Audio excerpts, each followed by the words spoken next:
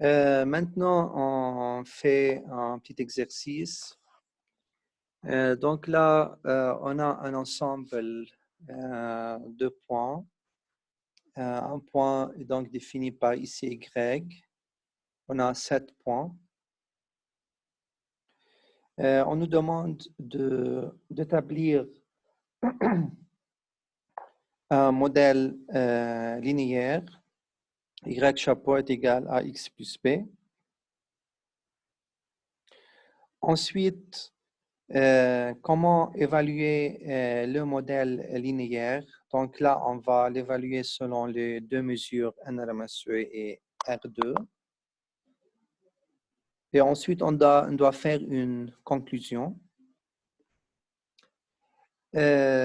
Troisième partie, c'est par rapport à dessiner un nuage de points ou le nuage de points de cet ensemble. Donc, un nuage de points, c'est 2D.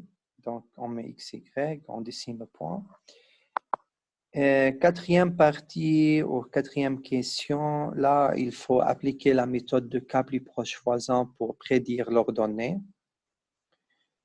Et enfin, on compare le modèle de régression linéaire avec celui de cas plus proche voisin et on doit faire ici quelques remarques.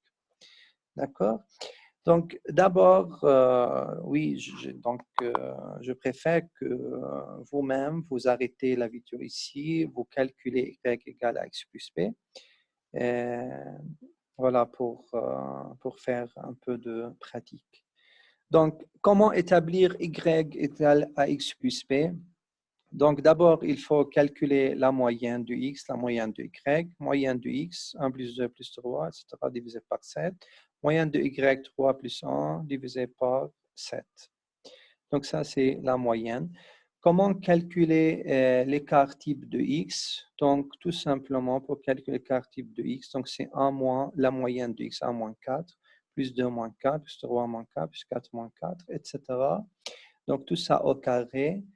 Et enfin, on fait quoi? On divise par combien? On divise par n. Et on fait quoi? On fait le radical. Donc, vous avez toutes les règles, toutes les formules. Donc, c'est le quart type de x. Et enfin, le quart type de y. D'accord? Ensuite, je calcule quoi? Je calcule la corrélation. Donc, la corrélation, c'est quoi? C'est égal à x moins x bar, multiplié par y, c'est celui-ci, 3 moins y bar, plus 2 moins x bar multiplié par 1 moins y bar, and so on jusqu'à, ainsi de suite, jusqu'à dernier point. Et enfin, on divise par combien? Par n. Et à la fin, je divise par combien? Par 2 fois 1,4. Donc là, comme j'ai dit, aussi la corrélation normalise la valeur de covariance. Donc là, il n'y a pas le problème d'intervalle, il n'y a pas le problème des grandes valeurs ou des petites valeurs, car toujours la corrélation donne une valeur entre moins 1 et 1. Enfin, pour établir le modèle, donc je dois calculer le A et B. Voilà. Comme j'ai dit, selon ces formules statistiques, là, on obtient les meilleures valeurs de A. On ne peut pas trouver mieux que ça. Donc, A est égal à combien? La corrélation multipliée par l'écart type de Y divisé par l'écart type de X. Et B est égal à combien? Donc, comme Y égale à X plus B, donc là, c'est une méthode facile pour reconnaître la valeur de B. Donc, voilà. Donc, B est égal à quoi? Y bar moins AX bar. Okay? Donc là, c'est facile à connaître. Donc, c'est 2,29. Et voilà, le modèle qu'on trouve, c'est Y chapeau est égal à 0,07x plus 2,29. Donc, une fois on a le modèle, on peut calculer le SSE et le TSS et le NRMSE. Voilà. Donc, ce sont les points. Donc, on a X, on a Y. Donc maintenant, pour calculer Y chapeau, donc on fait comme ça 0,07 fois 1 plus 2,29, ça donne ça. 0,07 fois 2 plus 2,29, ça donne ça. Okay. Et ensuite, pour calculer le SSE, donc là, je fais Y moins Y chapeau au carré. Voilà, ça donne ça. Y moins Y bar au carré, donc là, c'est pour calculer quoi? Pour calculer le TSS. Okay. J'ai la valeur de Y bar, bien sûr. Et maintenant, pour avoir les valeurs, donc le SSE, c'est quoi? C'est la somme de ça. Ensuite, je divise par 7 parce que j'ai 7 points. Je fais le radical. Et ensuite, je divise par combien? Par la moyenne de qui? Par la moyenne de quoi? Par la moyenne de Y. Donc, la moyenne de Y, c'est combien? C'est 2,57. OK? Donc, ça donne le ratio. Donc, là, on a 0,54. 0,54, c'est vraiment loin de 0. Donc, là, on a des erreurs importantes. Aussi, si on veut appliquer la deuxième mesure, donc on a SSE, c'est cette somme-là, on a TSS, c'est cette somme-là, et R2, c'est 1 moins ça, donc ça donne 0,01. Donc aussi en R2, c'est la valeur très proche de 0. Donc c'est vraiment le modèle que je trouve, si vous remarquez ici, SSE est égal, presque égal à TSS.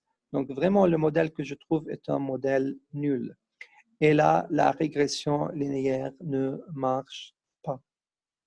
Aussi, on doit conclure que même que la corrélation de variables Y justifie le résultat obtenu, c'est-à-dire on n'a pas une relation. Donc là, vous regardez la corrélation, c'est 0,1, c'est proche de 0.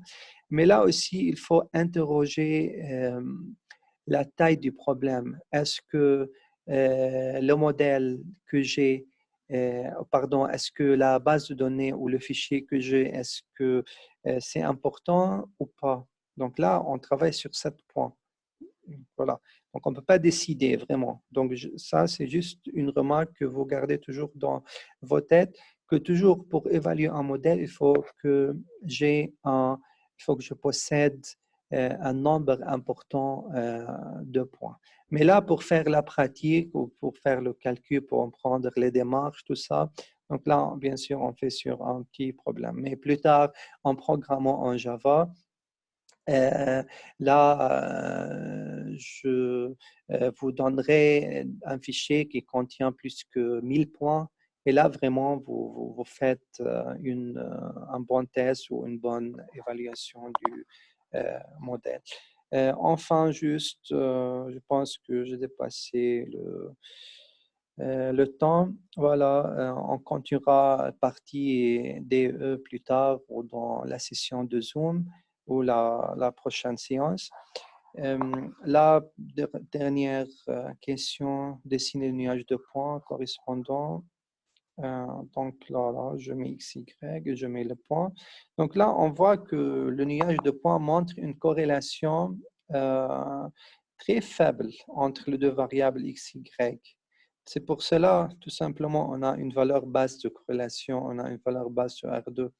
Donc, tout simplement, si avant de faire ce calcul, le calcul qu'on a fait, on aura pu, si c'était demandé dès le début, bien sûr, est-ce que la régression linéaire marche ou ne marche pas, tout simplement, on peut dessiner le nuage de points. On peut dire que non, ça ne marche pas parce que si je fais une ligne ici,